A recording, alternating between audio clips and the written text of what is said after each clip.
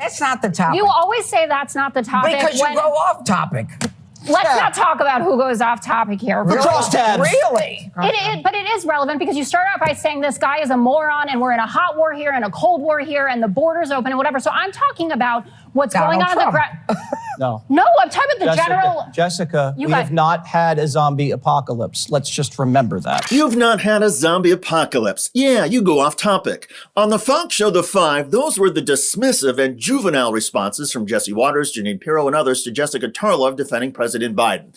The conservatives interrupted and ridiculed Tarlov. In other words, the morons couldn't argue with her on the facts, so they badgered her and used interruptions to try and throw her off. This began when Tarlov cited President Biden's rising poll numbers following the Israel-Gaza ceasefire and following the release of some hostages. Joe Biden, his standing on the world stage in terms of what world leaders think of him is up, what people in other countries think is up.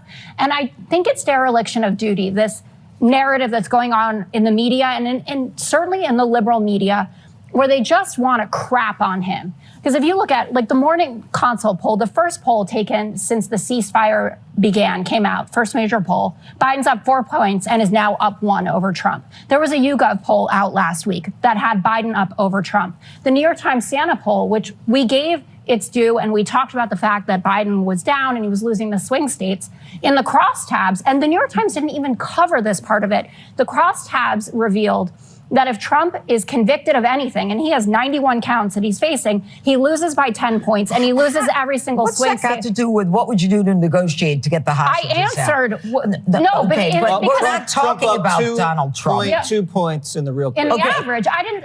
But my point is that it is more. That's not the topic, said Jeanine Pirro. Pirro didn't argue the poll numbers or try to debate Tarlov's point that President Biden deserves credit that he's been getting lately. Instead, Pirro threw a verbal insult into the mix.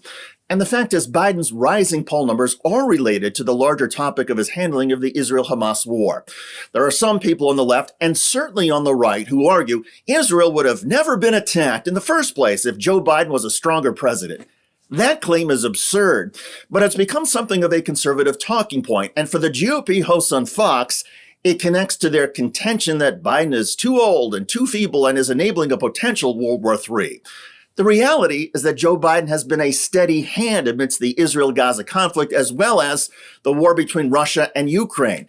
But there's no room for reality on the Five, and whenever liberal host Jessica Tarlov goes there, she gets badgered, interrupted, and mocked. Watch the ending here. Tarlov just used logic, reasoning, and facts for 2 minutes, and Jeanine Pirro then weighs in with a ridiculous, jingoistic, conservative bumper sticker talking point. You know what? It's unfortunate. The way this president cares about soldiers is enabling more attacks on our soldiers. What are you talking about?